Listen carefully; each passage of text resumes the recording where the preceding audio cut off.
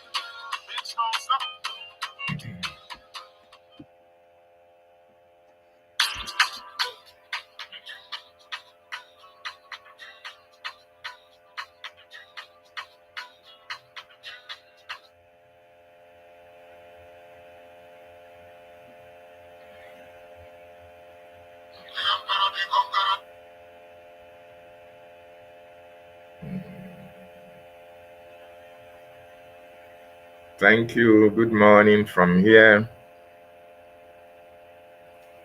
Good morning. Good morning. Welcome, UKD. I see you.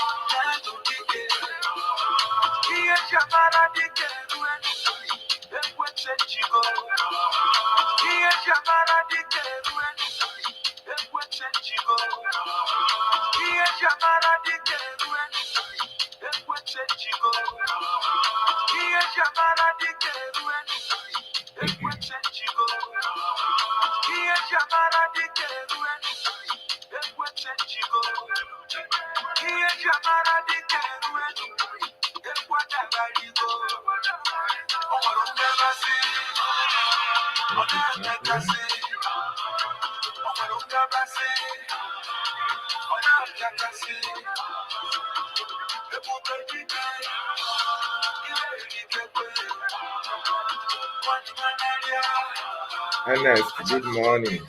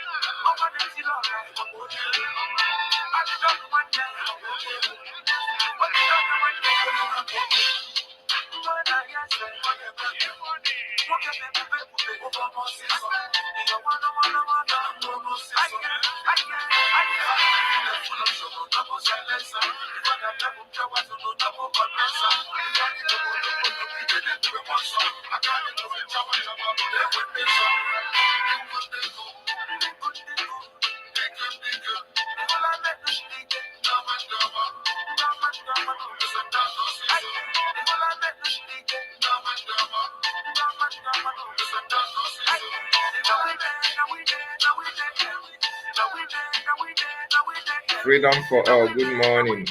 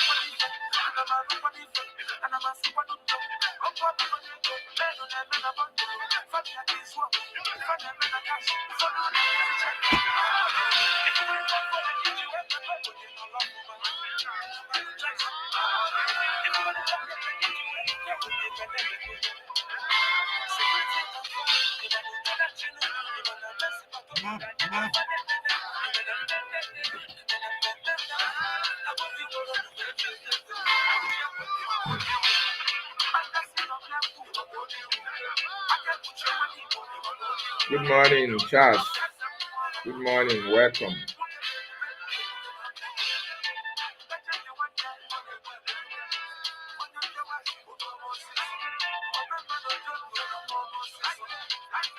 Please like and share so that people can join us. Share and share and share.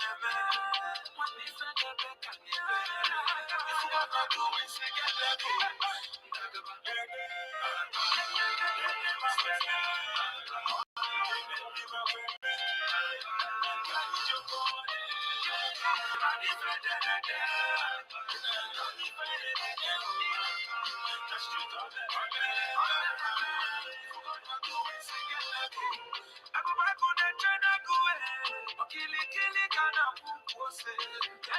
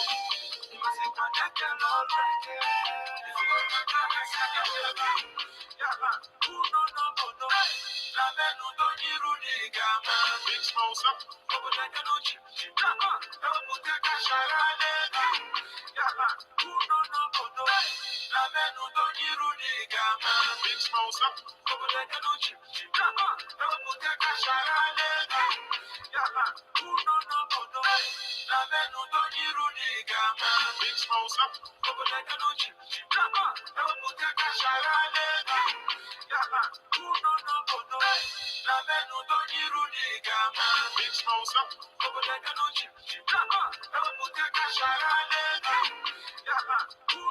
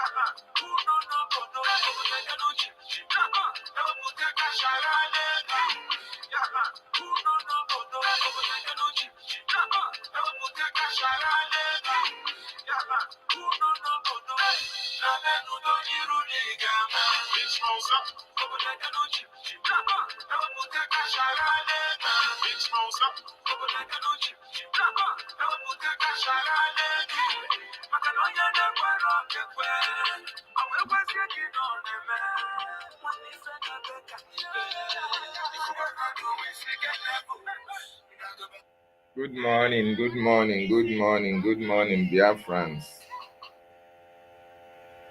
Yes, wonderful people and lovers of freedom. I welcome you this morning to the questionnaire.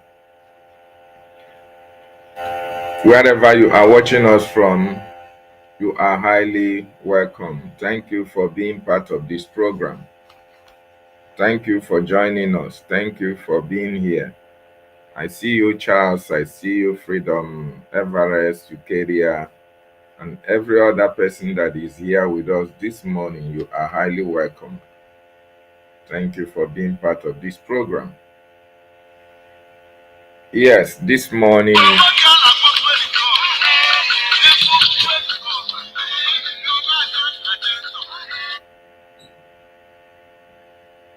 Yeah, this morning, my wonderful people,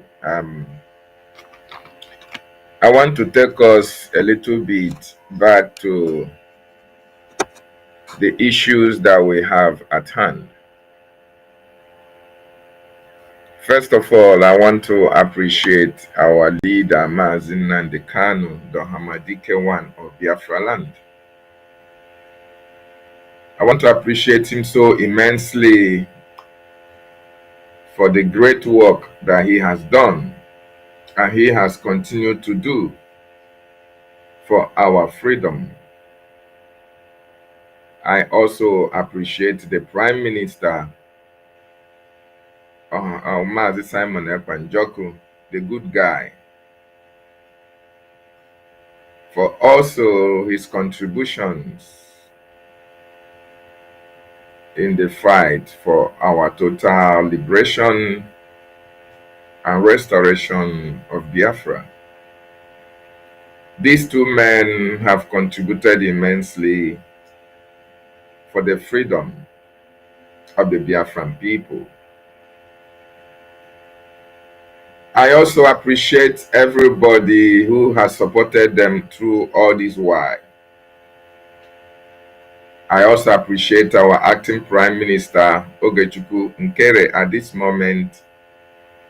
He is the man that is in charge of Brigi at this particular time. I appreciate every one of you that is supporting the government,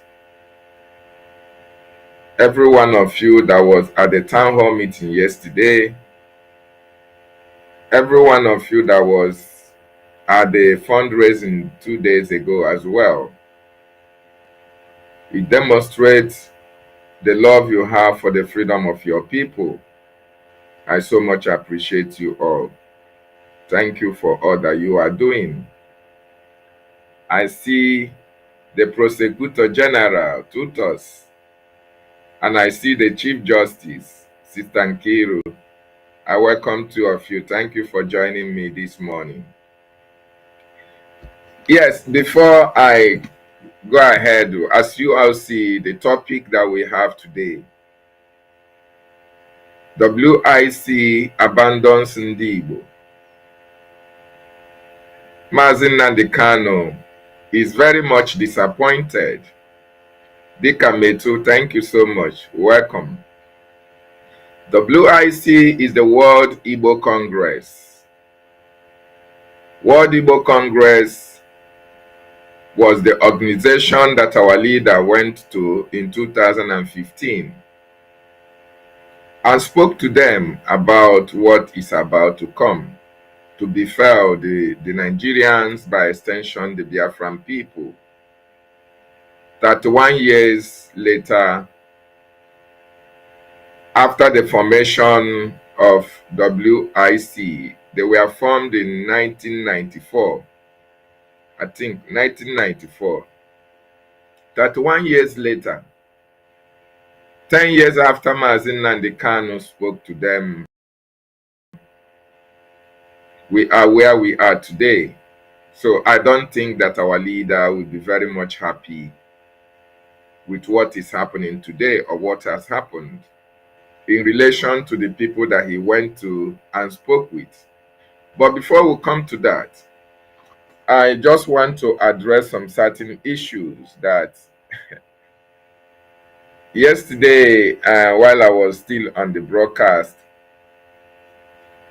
somebody called my attention to propaganda of the misinformation department of the coup plotters led by Rafa Jare, Ife, and many of them, Wari's sister, Helen Peters, Mazda K, MSEN, the one they call Ekwensu, all of them, including their Minister of Agriculture. I think that was the person that was on the space.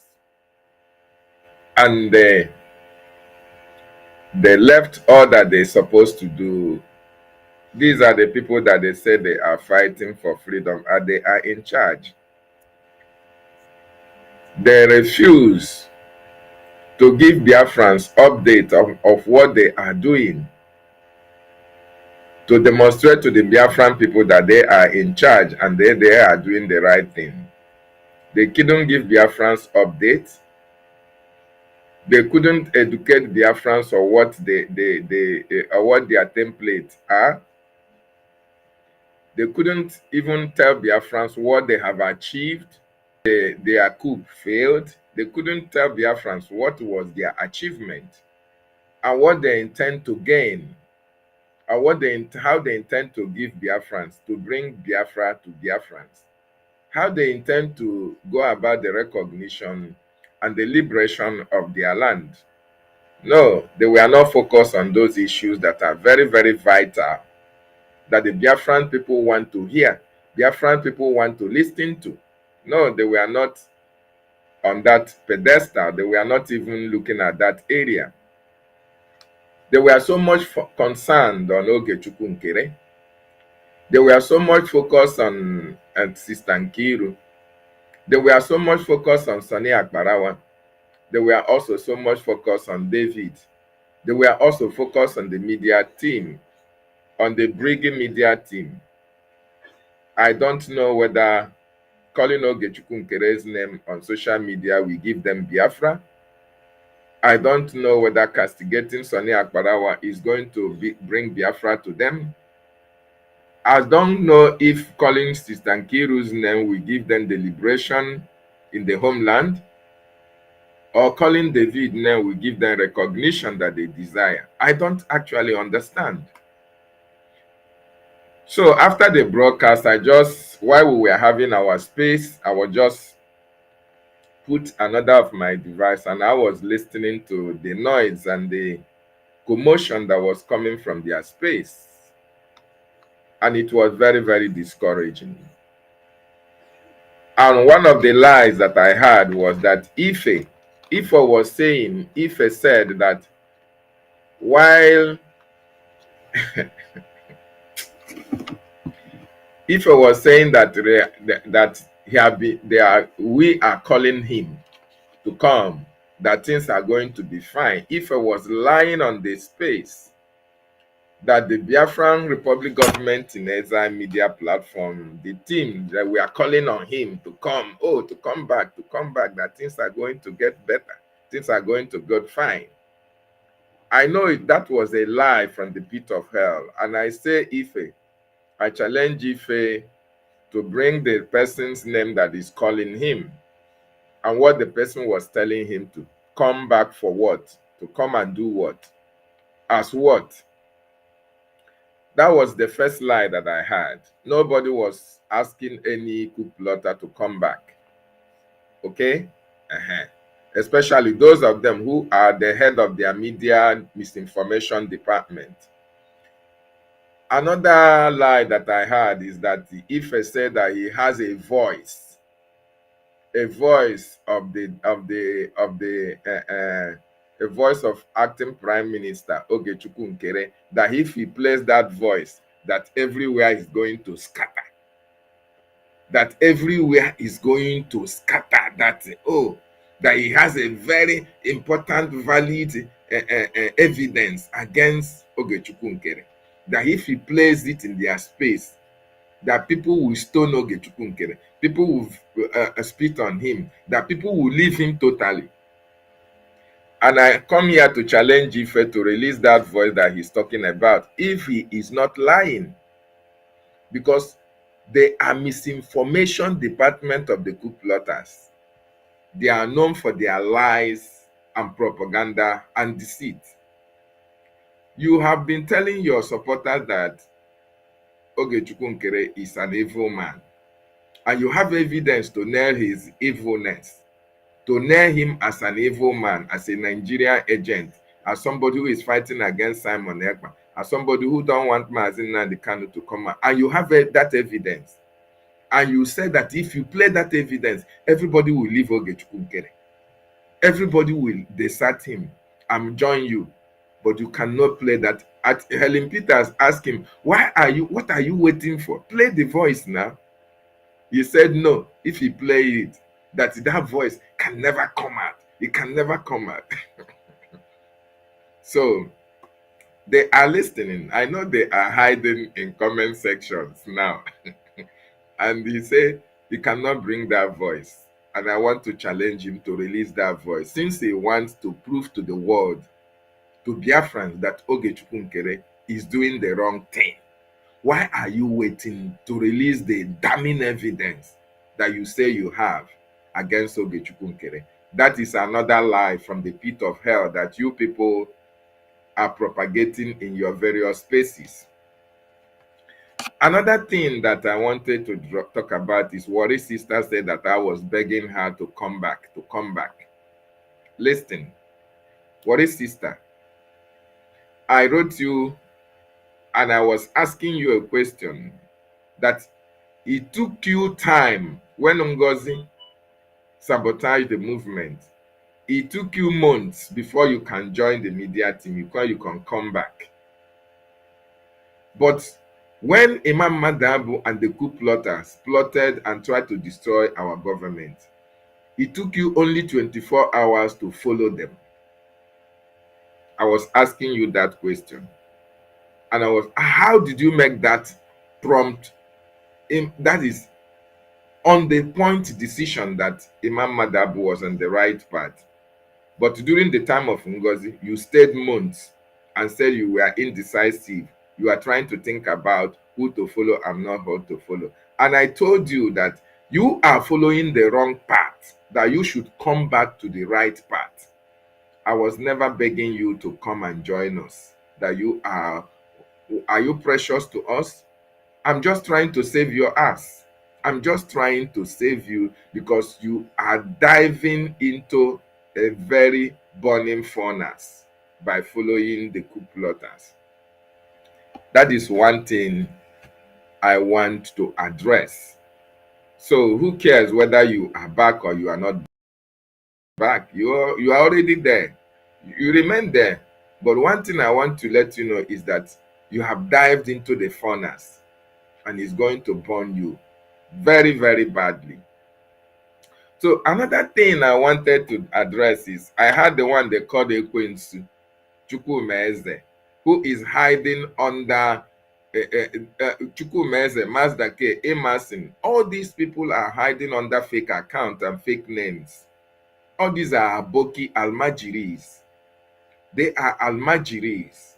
All of them are Aboki Malams who came into this freedom from the other side in order to destroy what we are doing. So when you see them make noise on social media, don't think that all these people are Biafrans. They are not Biafrans. They may answer Biafran name to entice you to, to associate with them, but actually They are not Biafrans, and they are here to destroy the freedom that we are fighting. So I overheard that fool called the Ekwensu Chukwumeze saying that, oh, what our acting prime minister is going to Washington, D.C. to do, that every other person can do it. You can just approach any senator, any representative, any government official, any American policymaker, any lawmaker. You just approach him and say, can I take picture with you? And you take picture and you come on social media and post it. That is actually what our acting prime minister was doing. And I say, Chukwumeze, Ife, Rafa Jerry, Wari sister, Helen Peters, tell Imam Madabu, tell Dr. Bryson Ekoma, tell Ruby Nadi, tell Obi Obudu, tell Dr. Sam, how many are they? To go to Washington, D.C. Tell them to go to Washington, D.C. and snap the same picture that Ogechukwu Nkere is snapping in Washington, D.C. and post to you people.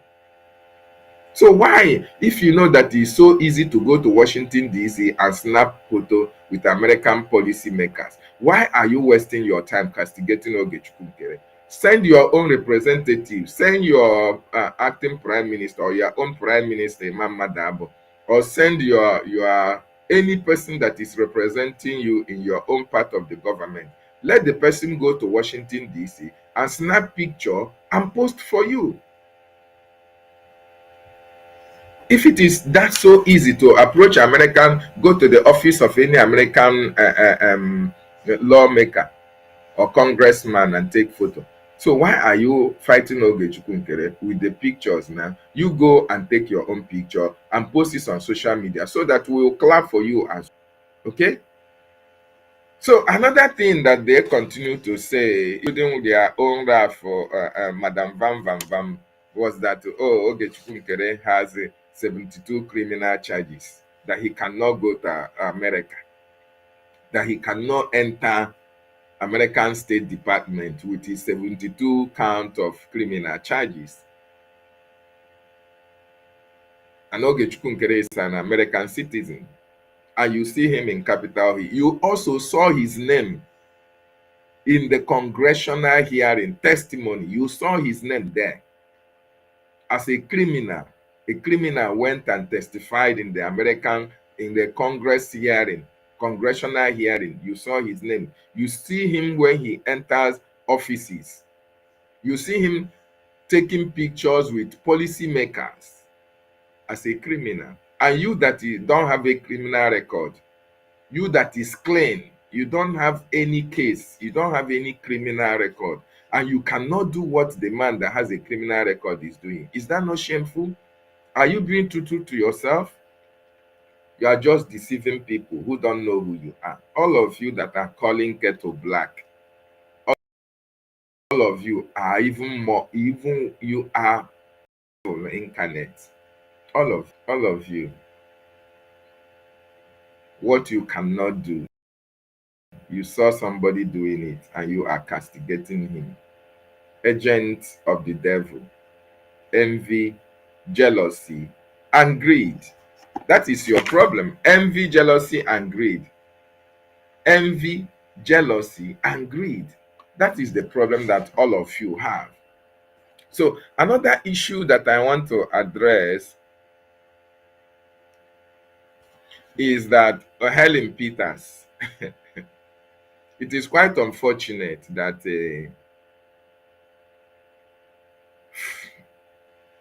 people who came from the coastal region of Biafra that we respect so much, it is quite unfortunate that most of them still have the mindset of the devil in them. Most of them still have the mindset of evil in them. Helen Peters was accusing the lobbyist, Elias Garasoris, that Elias Garasoris and our acting Prime Minister Ogechukwu Nkere have collected money to betray Biafra. And we are asking Helen Peters to give us the evidence of this accusation. It is high time you people understand that you cannot stand under one name of Biafra. You cannot be hiding your identity. And you think that people don't know you. You think that nobody's know you. You think that you can hide your identity forever. Of course, people know you. So you can just come out and accuse the acting prime minister and our lobbyists that they have collected money. And you don't have any evidence to that effect. You don't have any evidence to that effect.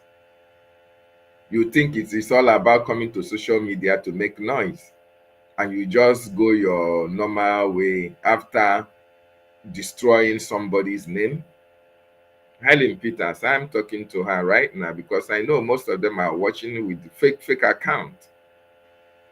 I want you people to understand that whatever fruit you planted, that is what you are going to harvest. If you plant evil, you are going to harvest evil. All this propaganda against Ogechukwu Nkere, all these lies and deceit that you are feeding your listeners with, it has a repercussion. A time will come when you will be called upon to respond to certain issues, even when Biafra is fully restored. So don't think that all these issues that are happening now, it is going to die down when Biafra just comes and you just walk into Biafra freely without having to respond to certain statements that you made when Biafra was on the process of being recognized, or when we were not yet totally liberated. There is our brother Tech Guy has already told you people. He gave you an expo. He told you that they are designing a platform whereby you said from the beginning of the time you joined this liberation, whatever you have said, you have even deleted it on social media. That device, whenever your name is pressed, whether you answer Ekwensu, you answer Helen Peters, or you answer fraudulent Mazdake or Connie Emerson, once that name is pressed, every information, every accusation, every allegation, every false narration that you have already sent out there in the social media, all of them will appear and you have to respond to it. So you think it is lying. So for all of you hiding under fake account and fake names, thinking that it is you are going to go scot-free, you are not going to go scot-free. It is a promise. You are not going to go scot-free. I have to tell you that. So you have to be very, very mindful of how you come out in the open and castigate people who have actually done nothing wrong. Their only crime is fighting to make sure that you are liberated. That is very, very sad. Having said that, I welcome you once again. Yeah, this morning, my wonderful people, we are going to talk about the World Igbo Congress. A brief history of the World Igbo Congress. The World Igbo Congress was founded in 1994. 1994, the World Igbo Congress was established. In that establishment of World Igbo Congress, what was their aims? What was their objectives? What was the reason why they were brought together? They come together in diaspora. They call themselves World Igbo Congress.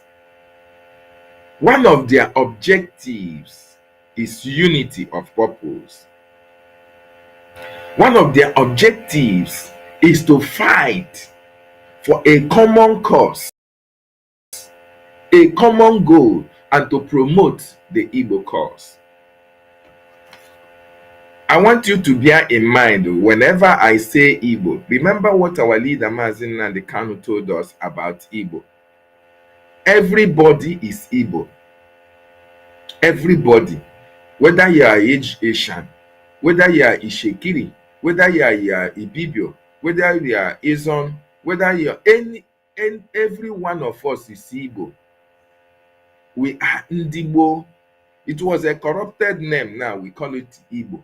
We are Ndigbo. We are the ancient people. Whether you are Ijo, whether you are Ishekiri, whether you are Isoko, Urobo, Isan, every one of us, we are one people. So when I say Igbo, or when I say Ndigbo, or when I say Biafra, we all mean one. They all mean one. Okay? So the World Igbo Congress, one of their aims and objectives is to foster unity, work for a common cause, fight for the protection of their territory and their people. That is one of their common cause. In 1994, they established this organization in order to promote the identity, preserve our cultural values, in order to make sure that the interests of their people are well respected, and the implementation of policies that is going to promote the interests, the values of their people in their region. That is one of the aims and objectives of setting up World Igbo Congress. Now, 31 years after the setting up of this World Igbo Congress, what has happened between 1967 to 1970 is still happening to today, even with the presence of World Igbo Congress. And I want you to understand that the World Igbo Congress is where you see the calibers of men and women that come from Biafra land. Where you see the chief executive of companies, where you see engineers, you see business magoos, you see captains of industries, where you see Biafrans or Igbos who have made it in life, where you see the best of the best when it comes to academics, when it comes to finance, when it comes to any profession that you can talk about, they are there in that World Igbo Congress. More importantly, in diaspora. I am referring to those in diaspora at this particular time. So 31 years after the establishment of World Igbo Congress, I want to ask you, you that is part of this broadcast this morning,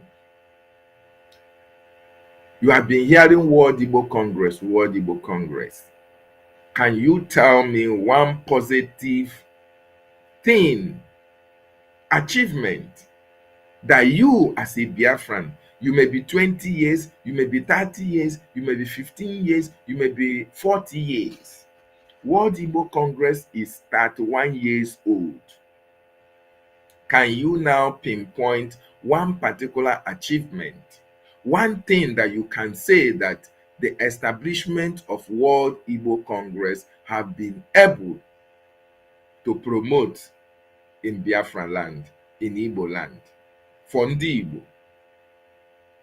If you can tell me that, I would like to hear it. I would like to see it on the comment section.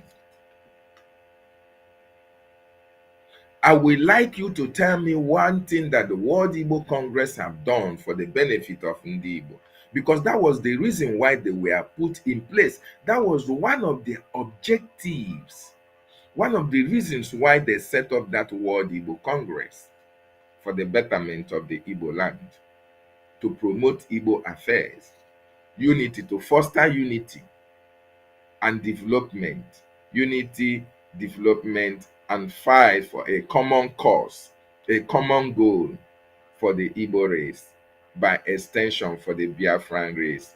Tell me one particular thing that you can now tell the world or Igbos or Biafran that this is the achievement of World Igbo Congress. Very, very important. While you are listening to this question that I asked Ngozi, I want you to give me one project, one particular thing that the World Igbo Congress have done for Ndi Igbo. This is where you see people who have made it in life, who are captains of industries, who are owners of businesses all around the world. These are the people that came from the 40 states in Biafra land. Their communities are not passable. They don't have good road network. They don't have light, no electricity, nothing to write home about. So why you are a Biafran, you are an Igbo, what can you say that the World Igbo Congress have brought to the table since 1994 that it was set up to today, 2025, 31 years of existence diaspora? What have they brought to the table? I want you to write it on the comment section. One particular thing that the World Igbo Congress have been able to bring for the Biafran people to be proud of them for. I want you to do that.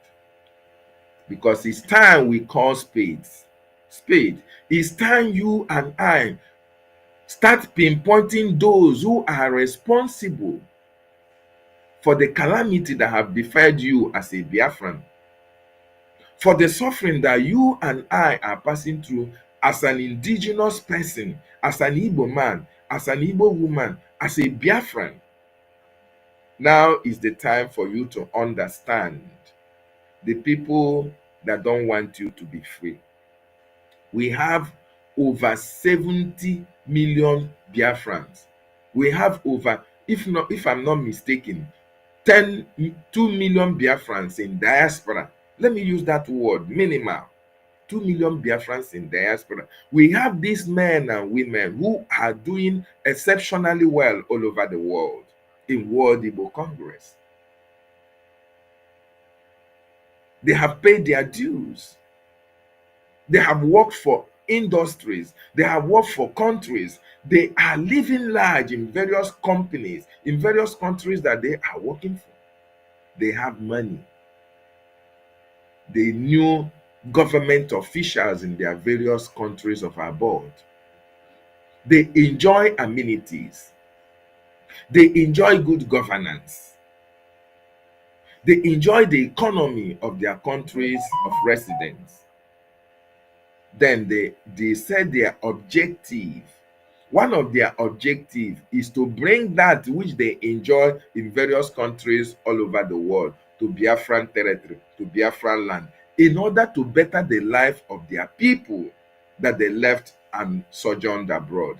Tell me one particular thing that these people have been able to bring for the benefit of the Biafran people 31 years after the establishment. I'm waiting to hear that. Very, very important. While you are waiting, I want you to also look at the Biafran Republic Government in Exile headquarters in Maryland.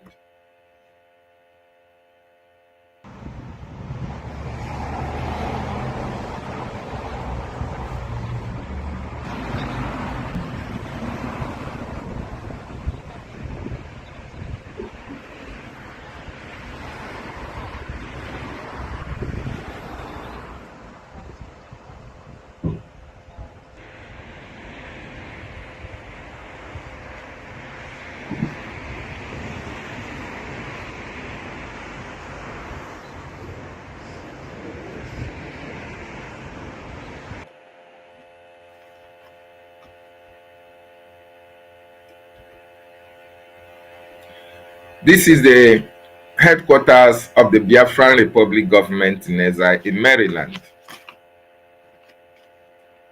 This headquarters, in as much as we know, is befitting of the Biafran Republic Government in Exile.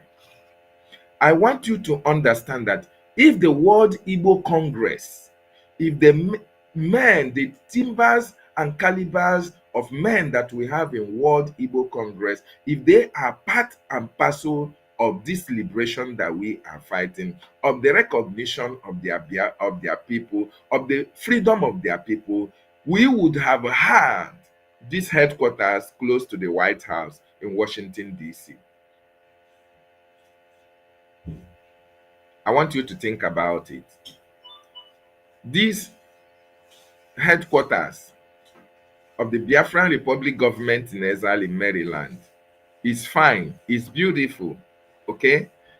But I want you to understand that if the World Igbo Congress, the caliber of men and women that we have in World Igbo Congress, if they were all involved in the freedom of their people, these headquarters would have been situated close to the White House, the seat of power of the American government. Why do I say that? The reason why I say that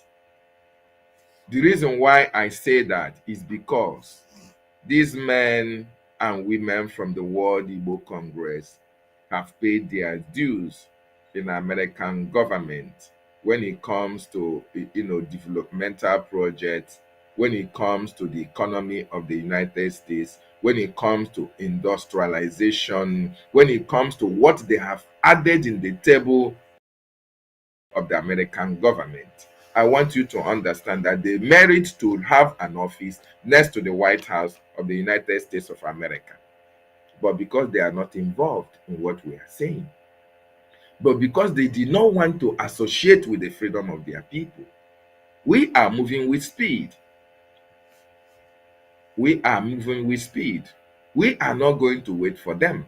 But I want you to look back and consider the position of all these men and women. And you know that they have already disappointed the Biafran people. I want you to know that. Very, very important. They are crying.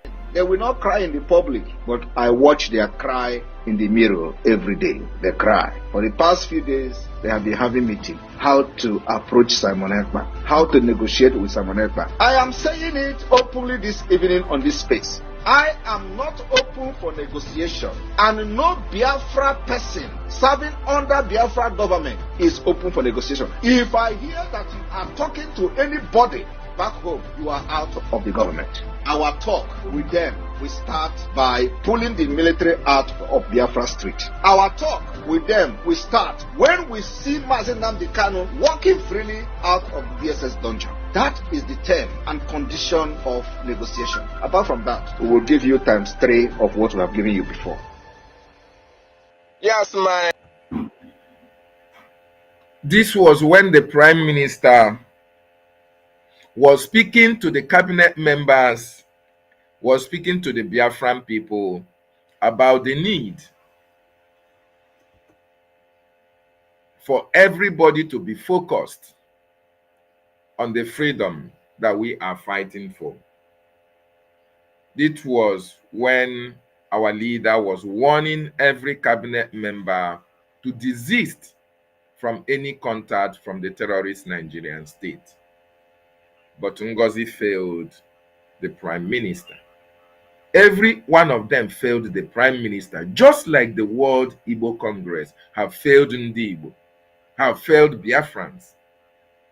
So like I was saying, I want you to understand that the World Igbo Congress had what it takes.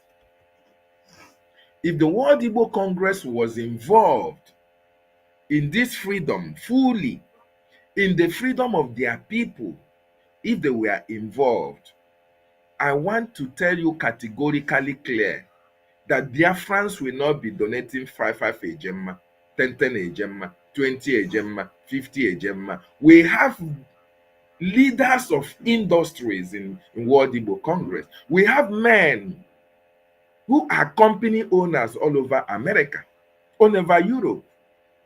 We have men who can build in World Igbo Congress. We have men who are captains. We have men who are lawyers, who are doctors, who are engineers. But these people, into their modus, inside their terms of reference, and in the constitution of their organization, they came with a deceit that their objective is to fight for the lives, the betterment, the freedom, to promote unity, foster understanding, developmental projects. They wrote all those things in their objectives, what they intend to achieve by setting up that World Igbo Congress. But ask them today, which of the states in Biafra land, which of the communities, which of the counties or local governments or districts in Biafra land that they have been able to impact positively with what they agreed in their terms of reference, with what they agreed is their aims and objectives. Which objective have they achieved in Biafra land till today, 31 years after existence? They have done absolutely nothing. Remember, in 2015, our leader Maazin Nnamdi Kanu went to them. Our leader approached them. How many years? This is 10 years. Maazin Nnamdi Kanu went to them and told the World Igbo Congress that the Fulanis are coming, that they are coming to take over our land, that they are coming to kill our people, they are coming to rape the women, they are coming to commit all manner of havoc, destruction in our land. He needs guns, he needs bullets. He needs to put up protective measures so that when these people come, they will not succeed. They will be confronted, they will be prevented, they will be engaged. Maazin Nnamdi Kanu went and told these people in the gathering that they invited him to be a guest speaker. They invited him to be a guest speaker of that event. Our leader went and spoke to World Igbo Congress, told them your land is under siege, will become under siege very soon. I need to protect, we need to protect our land. Look at what is happening in our land. The terrorists are occupying our bushes. They are coming to overrun us. Our women will be killed. Our mothers will be raped. The men will be prevented from going to their farms. This is what we need to do to prevent these things from happening. Our leader went and cried to World Igbo Congress, where you have men and women who have achieved a lot in diaspora, who are making waves in diaspora, who are contributing immensely for the development of their host countries. They looked at Maazin Nnamdi Kanu. They ignored what Maazin Nnamdi Kanu came to tell them. They never believed in Maazin Nnamdi Kanu. Their responses were not encouraging. They were asking Maazin Nnamdi Kanu certain questions. How are you sure these people are going to come? How are you sure you are going to defend our land? How are you sure you are not going to start another war? Eventually, they discouraged themselves from joining forces in order to help that same people they say they have a better objective for.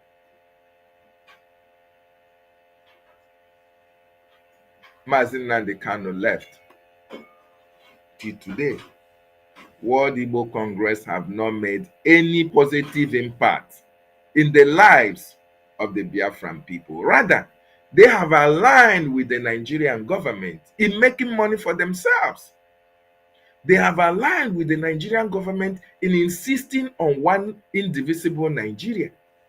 They have aligned with the Nigerian government in making sure that they even suppress the fight for the freedom of their people. Yes. What have they done since the incarceration of our leader, MSEN and CANT? They are there in Washington, D.C. They are there in 10 Downing Street. They are there in France. They are there in Italy. They are all over the world. World Igbo Congress this, World Igbo Congress that, World Igbo Congress this, World Igbo Congress that. They were there. MSEN and CANT was kidnapped from Kenya, brought to Nigeria. They have been there 5 years. MSEN and CANT is still in detention. The only thing they can do is to write article. Have you seen where article have released anybody? Even when they know the reason why MSEN and CANT was kidnapped, even when they agree with MSEN and CANT on what he is doing for the freedom of his people, they agree with him in total. But because of their corruption and selfish interest in the Nigerian political system, they never want to engage themselves with things that can better the life of their people, to make sure that their people are free from the Nigerian state. This is very, very sad.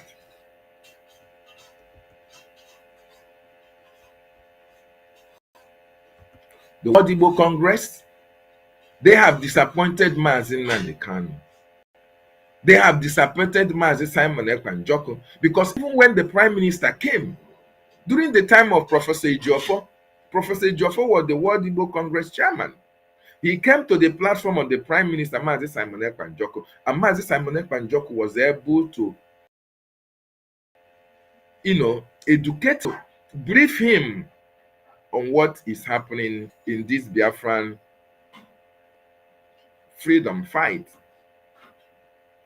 He told him, thinking that the World Igbo Congress will come in terms after the disappointment that they had with MSEN and CANT, that they can now come back and understand the reason why they have to pitch tent with the Biafran liberation, in order for that their aims and objectives to really come to fruition, to really materialize for the Biafran people. They disappointed the Prime Minister as well. So my brothers, I want you to understand that the World Igbo Congress have disappointed each and every one of you. I want you to know that.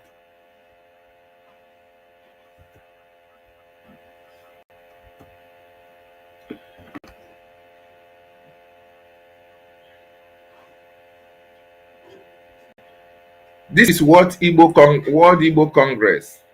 See what the World Igbo Congress are focused on.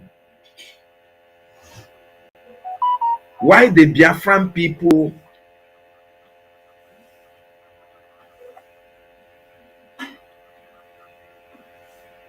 why we are fighting to be free from the Nigerian government. Why the Biafran Republic government in exile are looking for funding to fund the recognition of Biafra. Why the government in the homeland are looking for funding to fund the liberation of the homeland. The World Igbo Congress are focused on to launch Federal Credit Union Bank in Boston to transform diaspora business.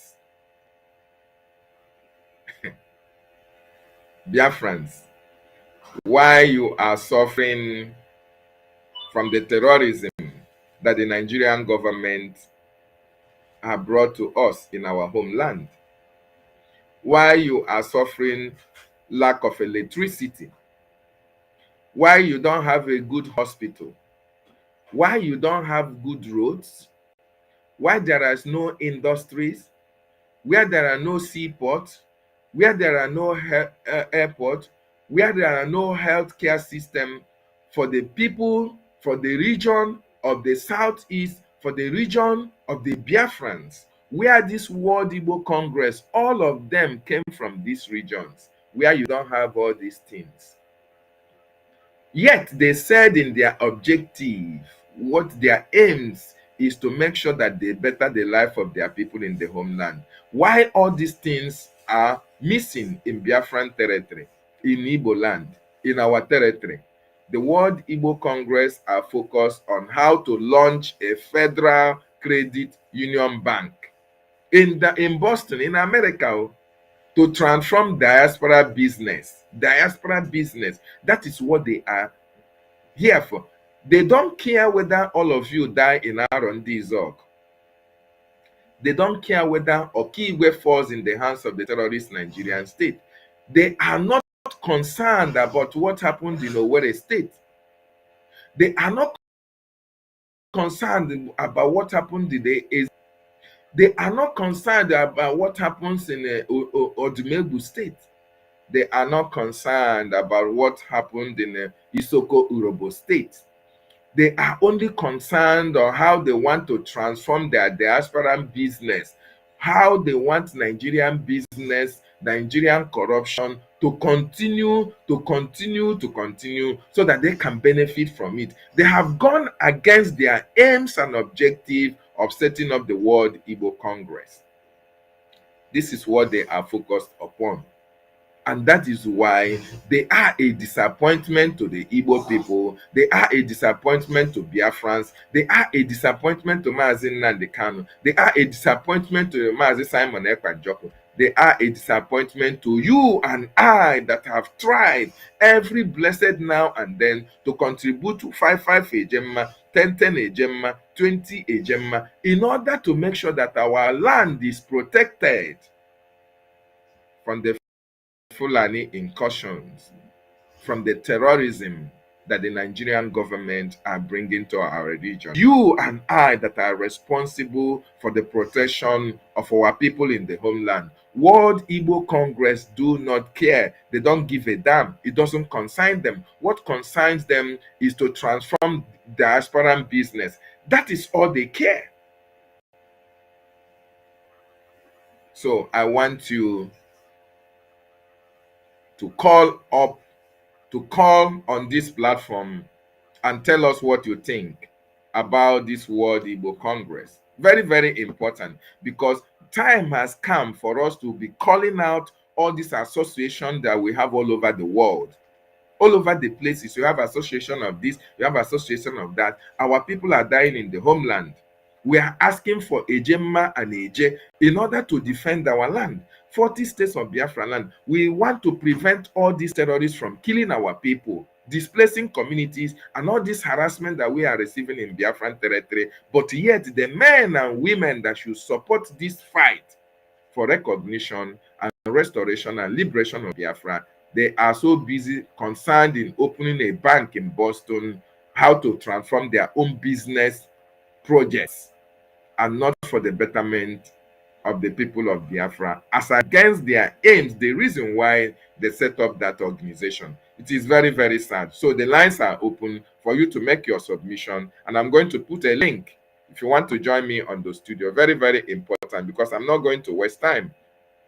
If you know that you are pained, I want you to come and express your displeasure, unhappiness about the way this World Igbo Congress have destroyed, have disappointed you as a Biafran, and have disappointed our leader, Mazi Nnamdi Kanu.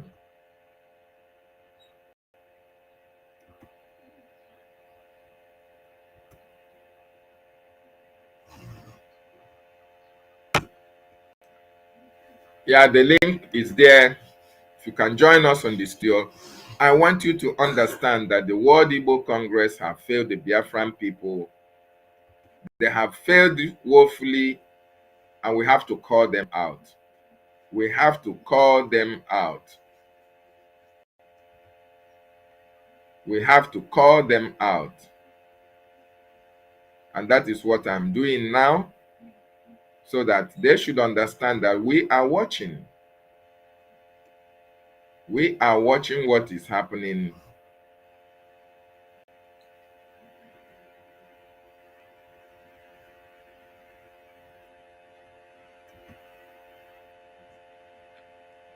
We are watching.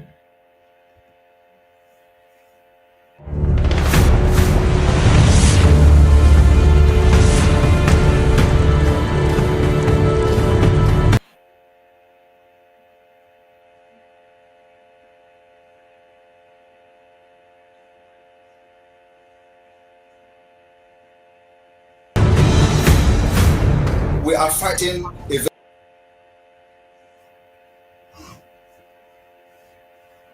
I don't know why. very different war with Nigeria terrorist state, and they are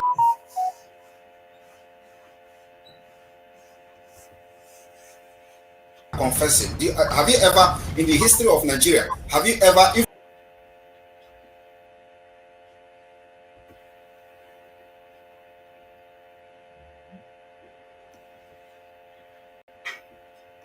Join the studio, join the studio. If you want to make your comment, or the lines are open. If you want to make your comment, join us.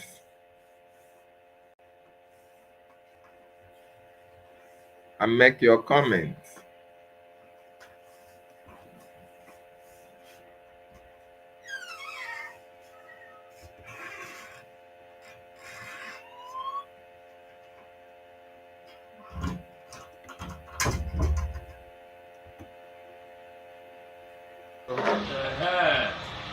Eze daalụ. Biko eze. Kedu aba gị? Aba m bụ Eze Levi Azulike na Biafra land. Ebe a na-etu? Ebe a na-etu n'ụgbọ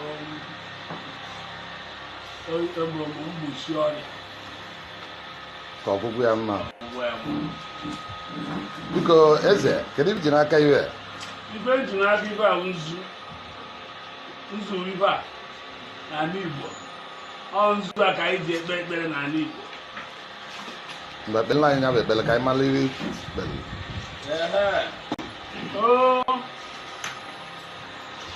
Chukwu okike abịa. Elohim ya wee. Nzu ka anyị ji n'aka maka na nzu uwe ọchọ onye aka mara nzu anaghị ama unyi, aka makwara na unyi anaghị ama nzu. Ọ na-atụ utubo anyị ewere nzu kpacharịa wee kpee ekpere wee na-asị ekpere dị ka anyị na-agụgharịcha ikpe. Ekpere anyị na-ekpe bụ na Elohim Nigeria eme anyị ibe anaghị eme mmadụ. Nigeria kamgbe ha bidoro mere anyị ibe gbube ụmụazị anyị, na-egbu nwoke na-egbu nwaanyị, na-agba nwaanyị agwọ ime, wepụta ya nwa, gbuo nne, gbuo di, gbuo nwaanyị, repu ụmụ anyị, repu nwunye anyị, gbaa ụmụ anyị ma n'ogologo ezi, gbaa n'ime ụlọ ya na ha akọ ihe ya na-emesi na nke ịkwa mbọsị bụ ọnwụ. Anọgide nke kachacha mkpa bụ pafụọ n'ụzọ. Onye ahụ n'ụzọ aka ya dị ọcha na ebe ọ na-akpọ ya ọnụ gọọmenti, dọkpụrụ ụmụaka ya aka dị ọcha mee nke ama a na-afụ. Kpọrọ ha nche thousands of people, millions, na-egbube ka na-egbu ọgụ n'aha besi mkpụrụ obube bụrụ na-eji eji elesi ndị obodo oyibo. Anyị were na-akpọchi nzu n'aka na-asụ Elohim Chukwu okike abịa. Ọ na-awụ onye Igbo ji ekpe ekpere ọbịa ka ya jere gbafu akpa ụkwụ. Anyị gbasịa m akpa ụkwụ wee zụta ọkpa na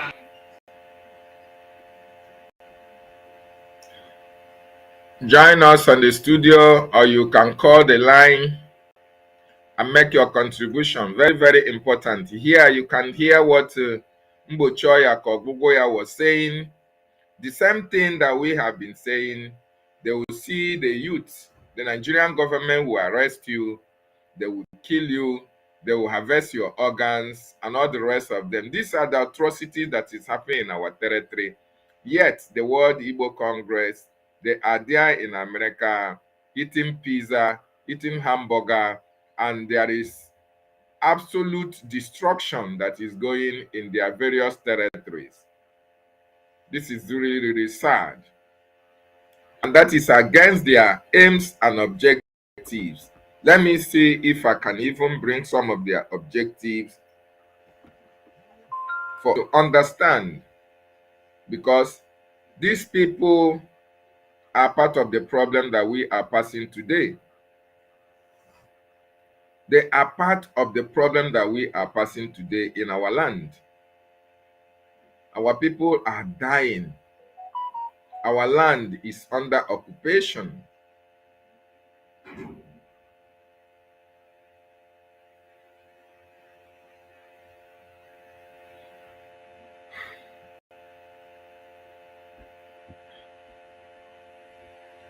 Our land is under intense bombardment by the terrorist Nigerian state.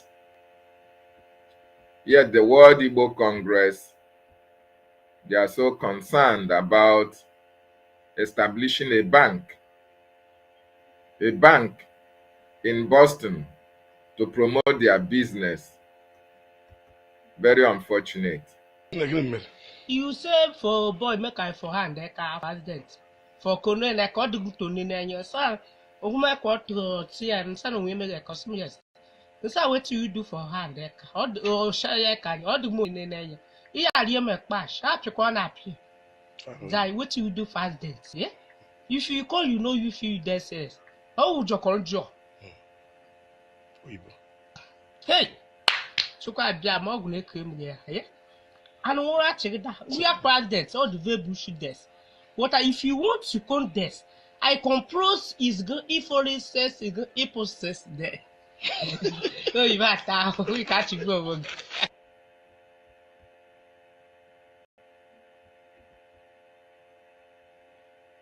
Yeah, I want you to listen to the objectives. The objective of this World Igbo Congress, they say, fostering unity among Igbo people, particularly in diaspora, to strengthen cultural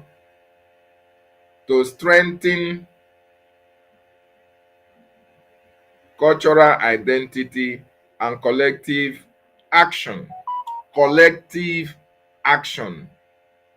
Now, you see, was there any collective action in the kidnap of our leader, MSEN and CANT?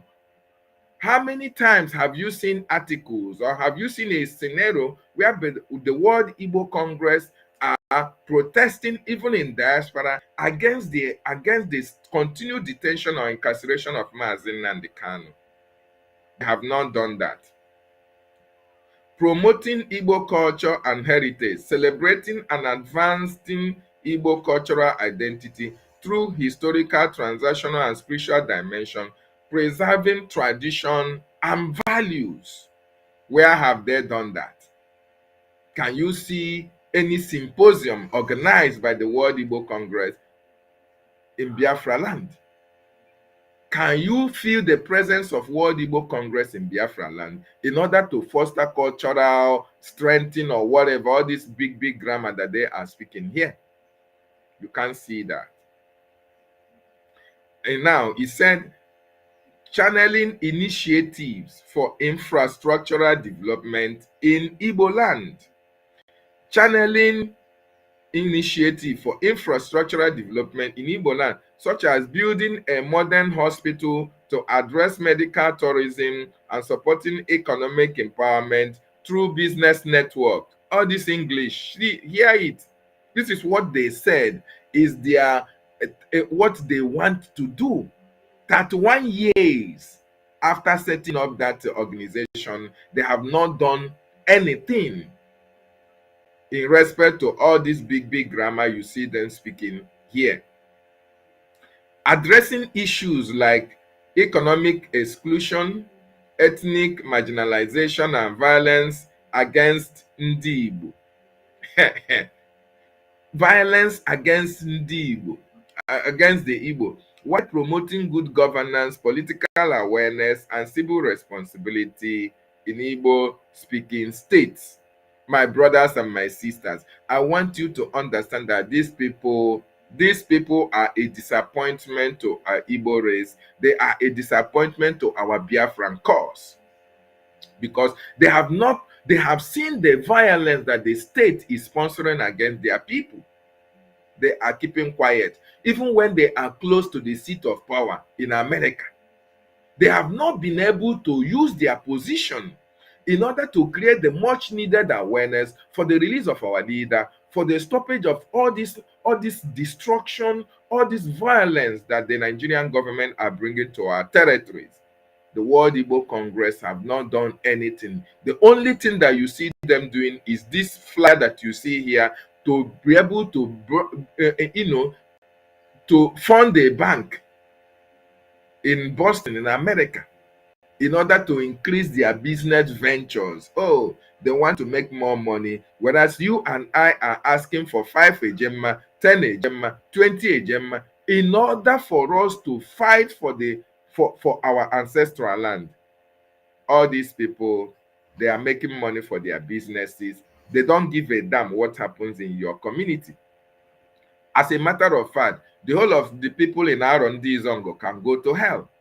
Ukwama community, if everybody dies, it is not their problem. Okay? It's not their problem. If Ogoni land is not cleaned, that is not their problem. Their problem is to make sure that their businesses flourish in diaspora. They don't give a damn about who you are. These are the people who are writing big grammar here, telling you that their aims and objective is to foster unity, to make sure that when there is violence, they come in order to quell such violence and to make sure that such violence does not exist in our land. But they are the ones who are being used for this violence in our various communities. World Igbo Congress is a disappointment to the Biafran people. They have abandoned Biafra. They have abandoned the Igbo people. They have also abandoned our leader, and they have abandoned our freedom. I want you to know that. Now, they said implementing strategies like Akunruno initiative to rebuild the Igbo land as a resilient homeland, addressing security threats. Look at them. Addressing security threats and fostering regional development. Have the World Igbo Congress addressed any security threats? People are dying in R&D Zog. Biafra land, the Hope Uzodinma have brought the terrorists in Biafra land, bombing Olo, bombing Owerri, bombing all the axis of Biafran territory. The Nigerian government are bombed. Have you heard or seen the presence of the World Igbo Congress in condemning all these activities that they say they are against in this write-up here? What can you say about the World Igbo Congress? Yes, we know they are a political organization for Nigeria, not for Biafra, not for the Igbo people. They now use their position. It is on World Igbo Congress that they decide who comes to become a governor of Nigeria. Hope Uzodinma, they will, support him. They will even initiate platforms for Hope Uzodinma to come to America and, host them. The World Igbo Congress have disappointed everyone. They have disappointed you. They have disappointed Mazi Nnamdi Kanu. They have disappointed the Biafran people.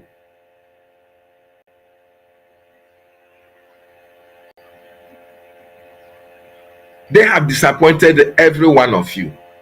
So what do you have to say about the World Igbo Congress? This objective reflects World Igbo's mission to advance the Igbo's nation's progress, unity, and global influence while tackling challenges like marginalization and internal disunity. Listen, it is very clear, categorically clear, that all these men and women who you and I are looking up to support the freedom of our people, they are all one Nigerianist. They cannot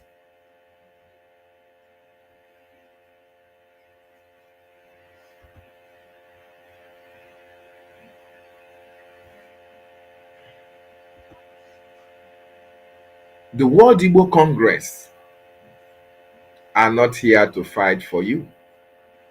They have already demonstrated to you that they are here for their political and business programs and not for the betterment of the Biafran people.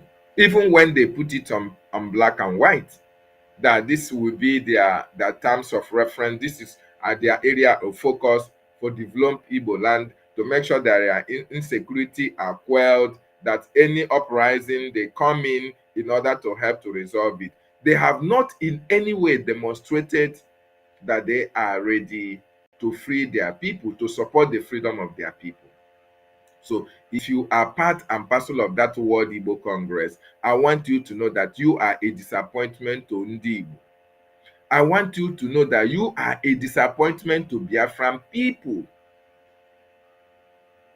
You are a disappointment because you have not been able to bring anything to the table. You have not contributed positively for the development of your land. Mazi Nnamdi Kanu has been held for complete 5 good years. What can you say that the World Igbo Congress have done for the release of Mazi Nnamdi Kanu? Rather, the Nigerian government will pump fund, give them money. Every one of them will close their mouth. They are not going to talk against the Nigerian government. Neither are they going to speak against all these political oppressors that are destroying Igbo land. They are not going to say that. So what is the benefit? What is the merit of having World Igbo Congress? Mazi Nnamdi Kanu already told you that everything associated with Igbo is cost. Yes. Every year you hear World Igbo Congress, Igbo Union here, Igbo Union that. They are not fostering any unity. They are not fostering any developmental project. They are not here for the betterment of our nation, Biafra or Igbo. They are only here for their selfish interest. And that is why what they see, you see them saying what they are concerned is establishing a bank in Boston for their business, programs, for their business interests. That's all. I have said that we need to re-examine all these people who are in World Igbo Congress, whether they are actually Igbos, because our land is bleeding, and these men and women have what it takes to support the Biafran Republic government in exile in order to make sure that their people are free for the recognition of Biafra. These men have access to government of the world. Yes, most of them are working in government offices. If they have joined hands with the Biafran Republic government in exile, by today, Biafra land will be liberated. It is only those who are supporting the government that is sustaining the freedom and the security that we have in our land. The World Igbo Congress, they are not concerned. They are not involved. They are only focused on their self-interest and not the interest of the totality of the Biafran people or the Ndi Igbo, as the case may be. So it is very, very unfortunate. It is disheartening and it's disappointing that you have men and women of timber and caliber who are supposed to stand for what is right in making sure that they fight for your freedom. Rather, all these men and women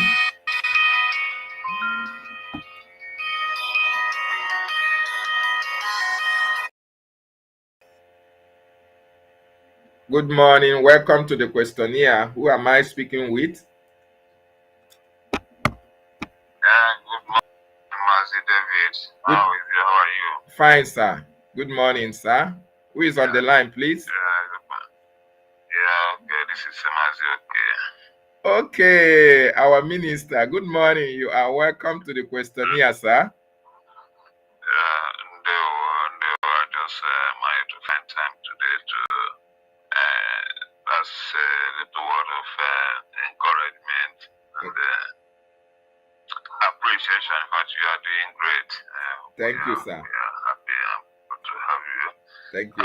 This dissemination of important information to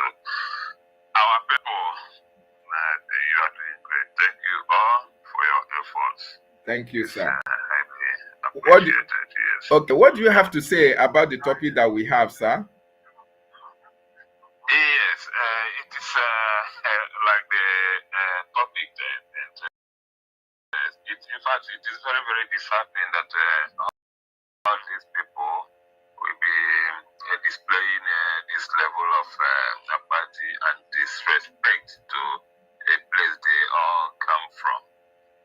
Like you rightly pointed, you see, what happened at that initial presentation of our Onyendo. In fact, after that meeting, everybody had thought that these people, after some time, when they all realized that they were all wrong, that we are all wrong, because we all saw how they treated the Onyendo during that first meeting. We all had expected that when they realize how wrong they were, that they will all change, come back to their senses, and do the needful. But unfortunately, they are all disappointment, big disappointment.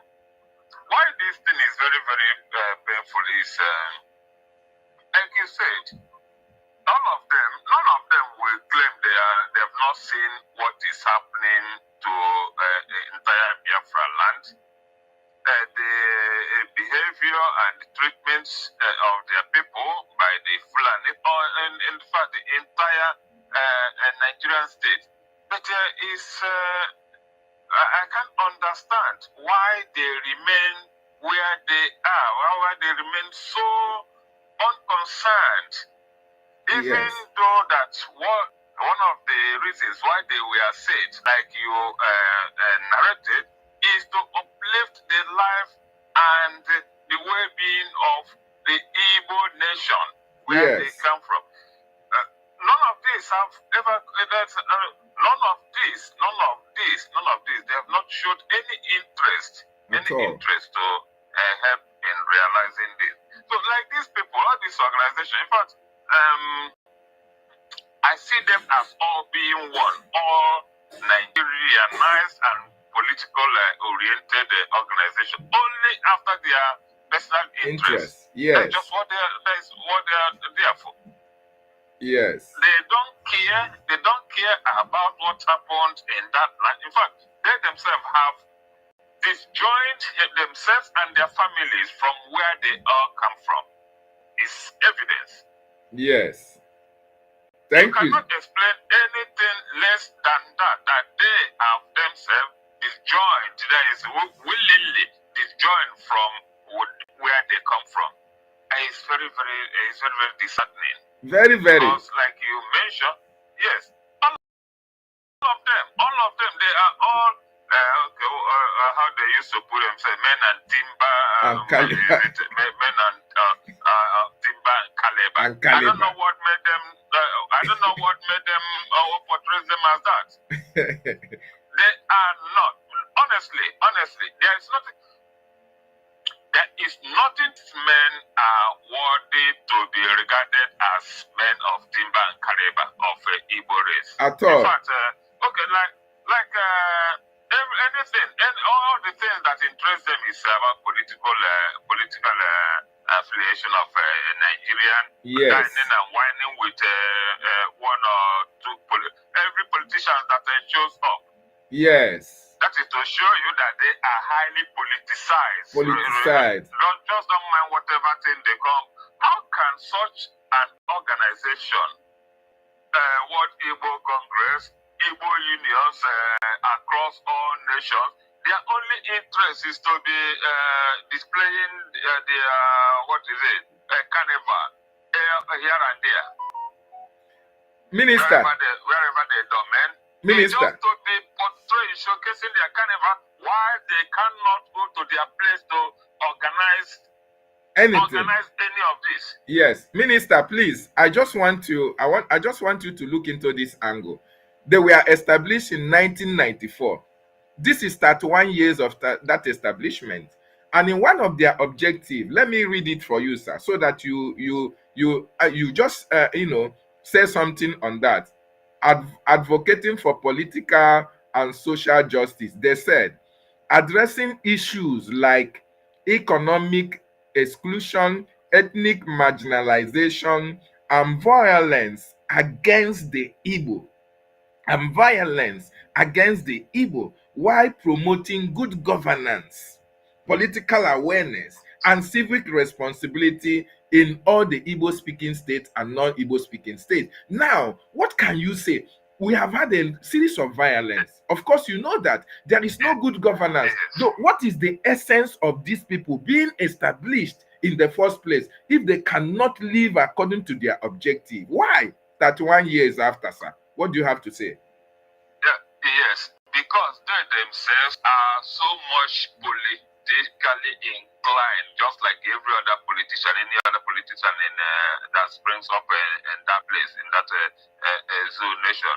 They have but one thing in mind, just their personal, selfish, family business or uplifting. Nothing else. All these things are just symbolic evidences. They don't even know themselves what they are meant to protect. It's quite unfortunate. That is a problem. Many of them are to certain high position of them without knowing what exactly that office is meant to protect or what they are there to do. Yeah. Now that is a problem, because it is not just attending, becoming a president of WS or any organization when you don't even care, you don't attend to that principality, that objective, that act that is in your constitution or your written guideline. They don't know, they don't care, they don't go after any of this. So that makes them all a non-entity or only a selfish-oriented group. It's just like the other Igbo Congress everywhere across everyone. They are just a split organization out of this World Igbo Congress. Only after organizing carnivals, portraying Igbo cultures in a foreign land.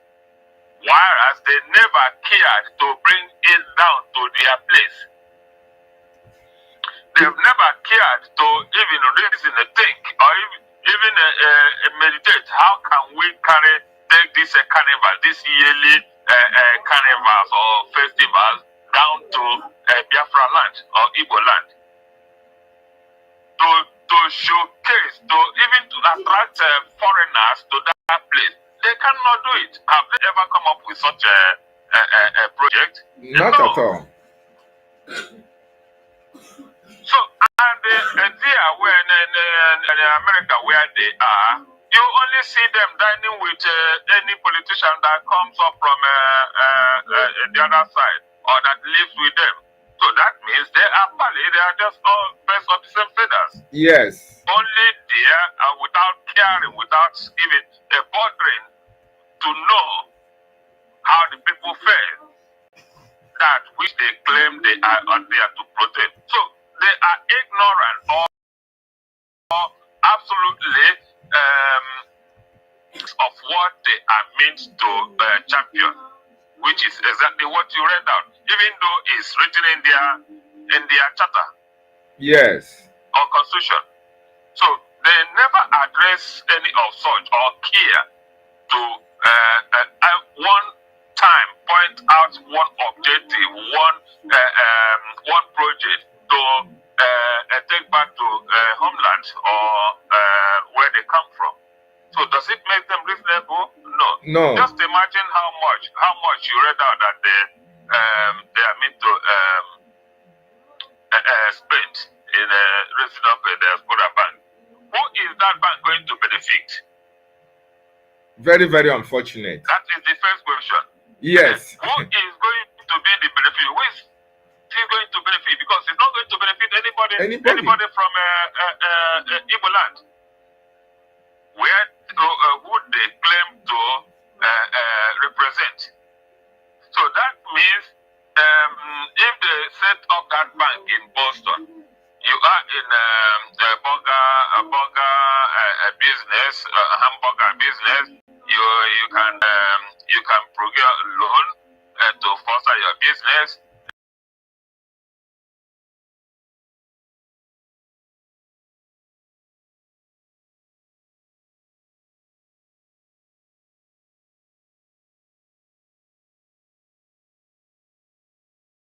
Want to achieve with setting up that bank.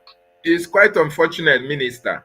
Very, very unfortunate. I know you are a minister in the cabinet. I just want to ask, because most of them may say, oh, maybe we don't know whether they have been, liaising or trying to, come close to the government. Have you are a minister in BRGIE. Have you heard since after the prime minister was called for questioning and detained up to this moment, have you had any or overheard any kind of how am I going to put it? Any kind of incursion, yes, any kind of approach, from the WOC to the government? Categorically none. You see, they have never been interest. What I want to point out, like I said, these people are just only after media coverage, protecting themselves as being caring, while beneath the scene they are not. They don't care about anything that concerns Biafra or Igbo restoration. They don't care. They've never showed any concern. In fact, they have themselves disowned anything that concerns where they come from. They don't bother. They don't care. They've not shown any interest. They've never made any inquest about what to do, how to do, what actually our priority or concerns are. They never cared. They never care. You can even see them from their looks. You can sense it. You can smell it from you. In fact, it's not hidden. It's not hidden. The only thing that concerns them is whatever that we give them cheap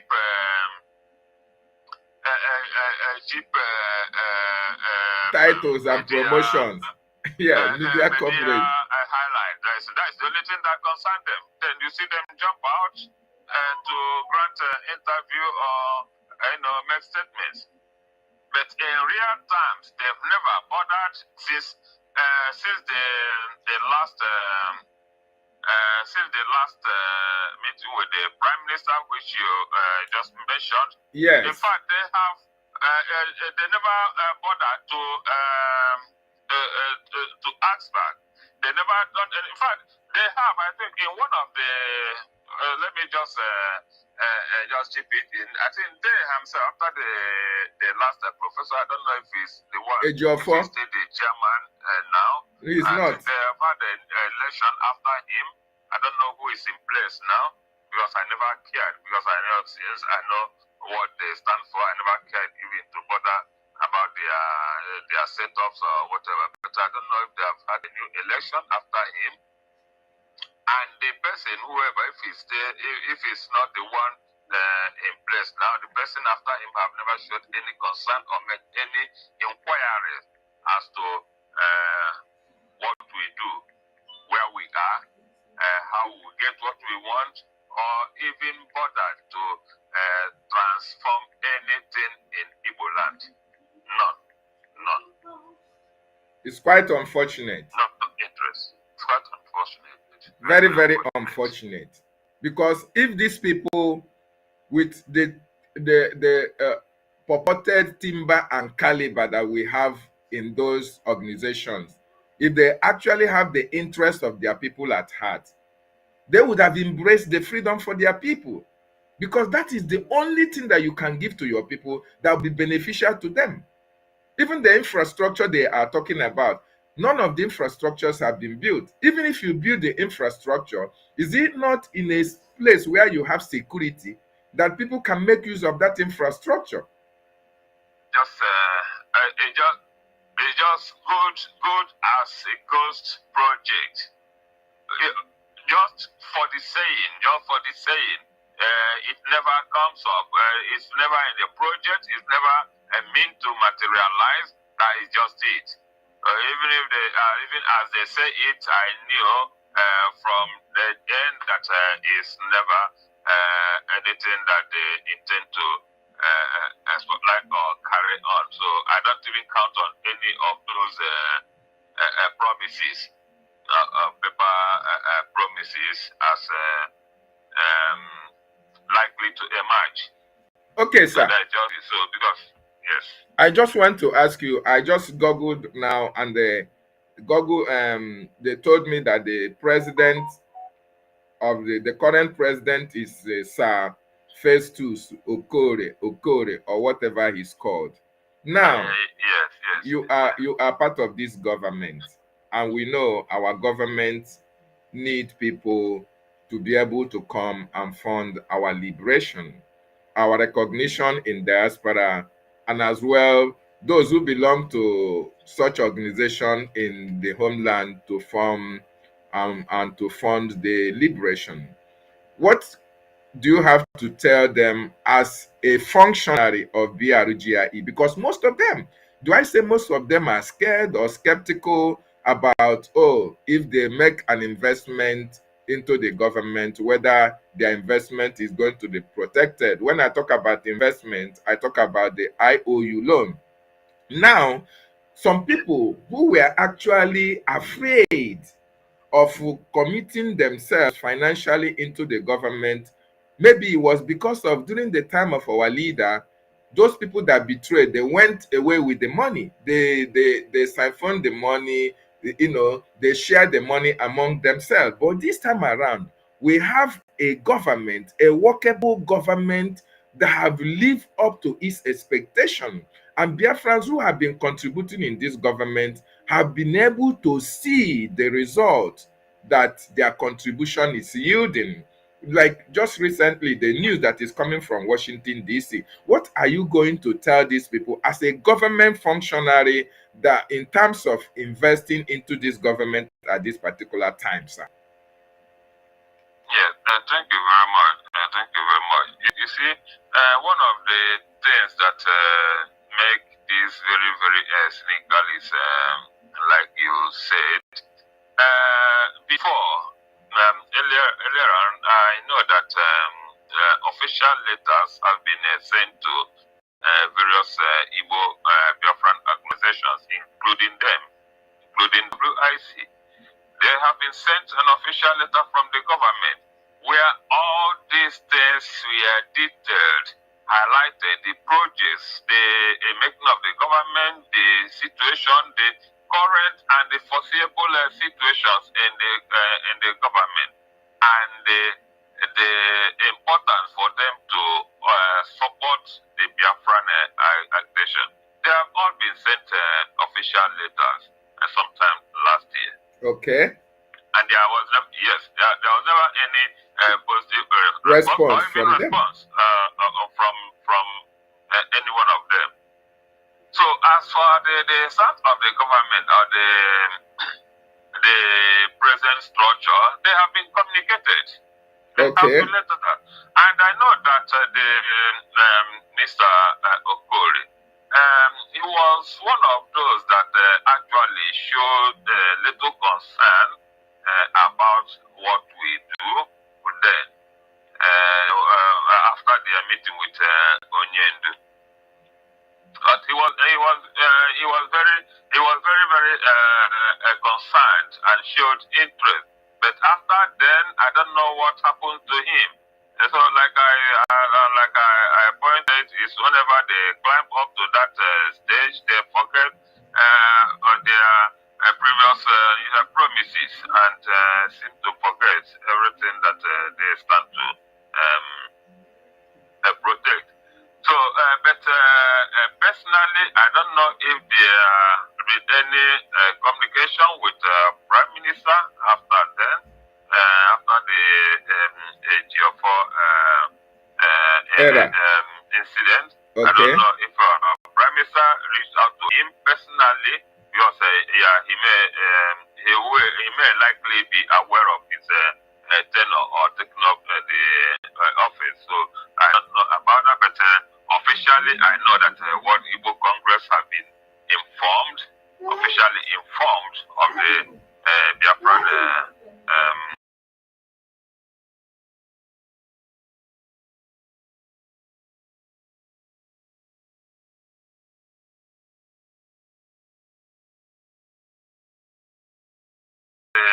across the globe. Okay. So all these things have been, all these progresses and the information have been related to them, but nothing has come out of it. They've not responded, but we still hope that one day will get back to their senses and realize that actually what we do is not to annihilate anybody. It is not to cause mayhem as they erroneously think. What we are fighting for is to restore the dignity of every man and woman that come from this part of the globe. Yes. Including their own generations. But they seem to be misguided in this line of thought. Everyone, I will say it. I will say it loud and clear that all of them don't seem to understand the exact benefit, the gain of having a free Biafran state. Okay. Imagine what happens to, God forbid, that the plan of the enemies, the Nigerian state, comes to fruition, that Biafra, Igbo race, is finally exterminated. First, that is the plan, the number one plan of the enemies. And they have time. They have time. They know maybe after some time that we may weaken out, and these people have time. They can endure. So anybody in their current position from Biafra land, from Igbo race, who failed to kill in this struggle, is doing him or herself more harm, is denying or inadvertently ending his or her generation, because it now shows that their generation ends with them. Okay. Because no matter their family lineage, that means it ends in them. Because whoever they have as their kids or children can never willingly pick up their bag to go back to that place to live. Even taking back their names back to where they come from. That is what they are. That is what they are driving at. No matter how much you make, wherever you reside, outside that place, no matter how much millions you owe, how much million you have, what will happen to you when your kids will never take back that wealth back to where you come from? Because that is what is going to happen to Igbo race. If they all shut their ears, eyes from what we're doing. Okay. That means they themselves are championing their own extinction. Extinction, yes, you're right, sir. That is it. That is the simple truth that they have never come up to address themselves. That means they themselves are aiding the end of their generations after them. It's so sad. It's not just like being there and say, no, we don't like what you do. What hope have they? What hope can anybody come up today to say they have in Nigeria? Is Yes, you're right, sir. That is it. That is it. So no matter what you have, what knowledge you acquire, you fail to see these things. My brother, sorry to say it, you are empty up there. That's we good. cannot make claims. You are just empty. Because ours is ours, mine is mine. You are right.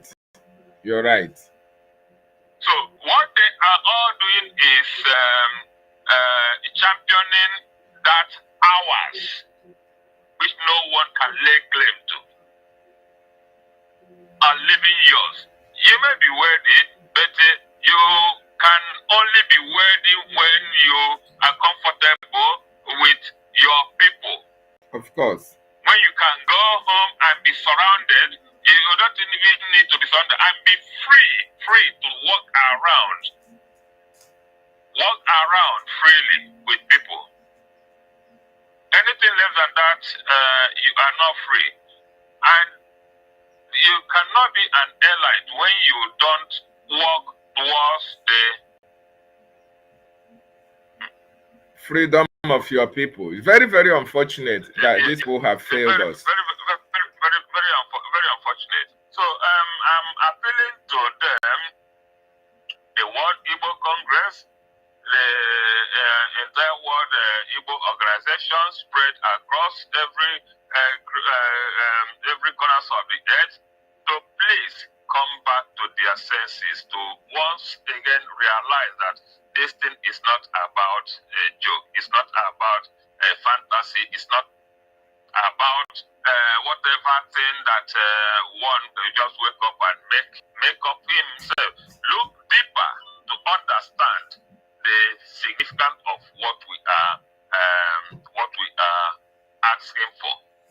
The freedom of a nation is never a crime, and you can never be happy when your people are not happy. When your people are not daily basis intimidated, cajoled, hated, spit on. What makes you happy?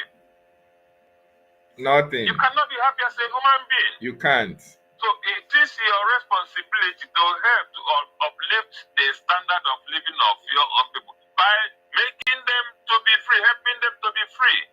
And we don't want them to come up publicly and announce any kind of help. There are ways to do it. Send the MSEN to have a discussion behind the scene where every secret will be upheld. You don't need to come up and announce publicly for everyone to know what you did or how you've been helping in funding this.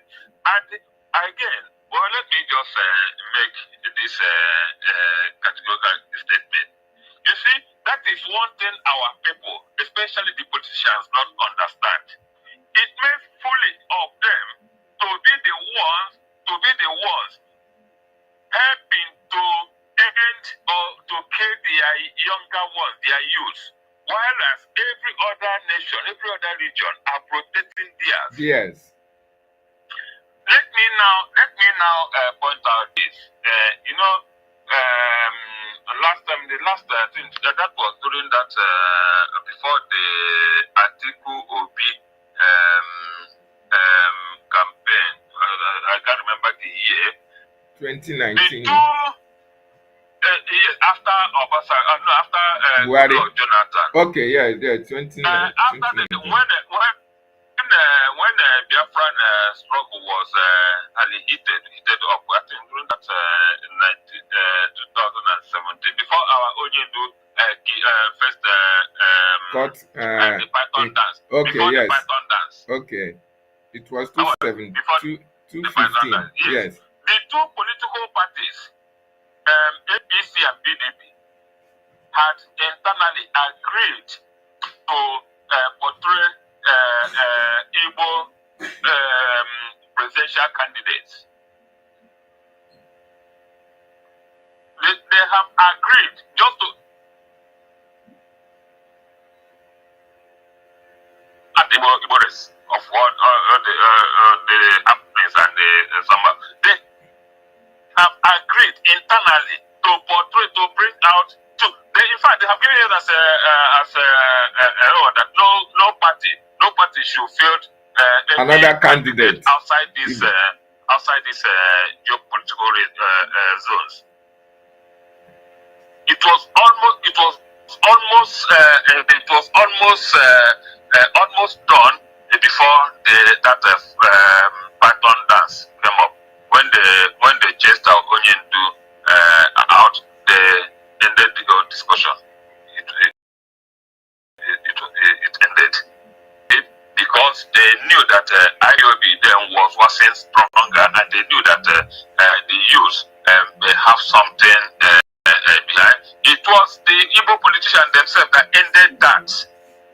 Maybe today they will have produced that next president that all of them are clamoring for. But they ended it. Yeah, they ended it by supporting the other regions to end the IPOB stronghold. Just now, Onion out. That was just a secret, and they all know it. They all know it. They know. So when you help the other race to annihilate your youth, you are doing yourself more harm than good. They should know that. Thank you so much. That was very, very educative, because I can remember in 2015, that was when our leader said signed and sealed. That was what you just said. What made our leader to say that yes, he has gotten a confirmation signed and sealed. Yes, I can now reflect back on that statement by MSEN and the CANT. Eventually, all these people thwarted that from coming to pass. It's very, very unfortunate. Exactly. Many people don't know about this. It was sealed. Agreed. Yes. Sealed. It was an agreement reached behind the scene. It was almost close to announcement before that Python dance that took him out. Oh, thank you so much, our own minister.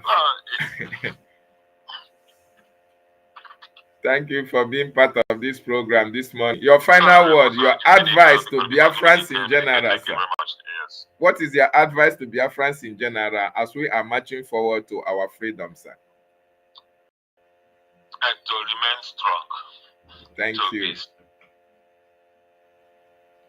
Thank you so much. I think one of the music says, what comes, whatever that is good never comes easy. So yes, just be resolute, resilient, and focused. And just to understand that it is never an easy battle. It is about the freedom. And freedom, to end your freedom, you have to fight for it. You have to fight for it. It's like when you are in business, you have an advantage over your customer.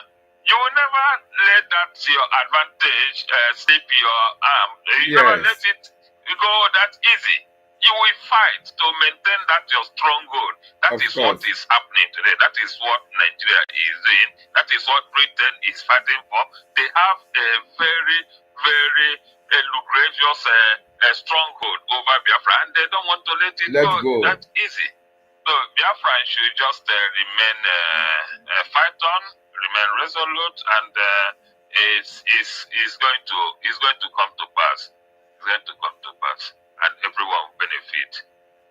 Thank you so much. Thank you so much for being part of this program. Our minister, who joined us this morning from his base in diaspora. We so much appreciate you, sir. Thank you. Thank you. God bless you. Thank you, sir. Thank you. Yeah, Biafrans, you have heard what our minister, said. He said you should be very, very resilient. You should very, very strong that nothing good comes easy. As we are marching towards our freedom, we are going to meet obstacles on the way, just like we are meeting obstacles, but we are going to surmount all the challenges and get to our destination. Very, very important. He now used the opportunity to encourage the World Igbo congressmen and women to come back to their senses and know the reason why they have that objective in their constitution or in their terms of reference to their union. They want a collective interest for the Igbo people, for the Biafrans in general. This is the time for that implementation. They have to join hands with the Biafran Republic government in exile and make their objective to come to pass for the Biafran people. This is the only way they might have contributed positively to the lives of Biafrans in the homeland. Very, very important. When you see them having a project of building a bank in Boston for their business interest, this is not going to benefit the Biafran people. Okay? It is only going to benefit those who are into their all these kind of businesses. And it will not augur well for the Biafran nation. Our land is under constant bombardment by the terrorist Nigerian state. Our leader is still in custody of the Nigerian state. Our prime minister is still also incarcerated. The World Igbo Congress have men of timber and caliber. The World Igbo Congress have women of timber and caliber. This is the time for you to come out and showcase the love that you have for your nation, the love that you have for your people, for their total protection, because we are under constant intimidation and harassment in our territory. While we have you in diaspora doing very well, contributing immensely to the development of other countries, this is the time for you to look back home. Now that Nigeria is fast drifting, this is the time to come, liaise with the Biafran Republic government in exile, and get the job done so that the Biafran people will be very much happy to have such an organization in this food. Very, very important. So Biafrans, I really appreciate everyone who joined me this morning. Please, if you have not subscribed to this channel, try as much as possible to do so that each time we come live, you can be able to get notification. Like and share this information. I want it to get to the World Igbo Congress that they have not done much for the freedom of Biafra. Thank you so much. I salute our leader. I salute our prime minister. I salute our acting prime minister, Ogechukwu Nkere, and the Biafran Defense Forces. I appreciate you for defending our land. And I say airborne to the Biafran Defense Forces. And goodbye from here. Ndewo no mo Chineke.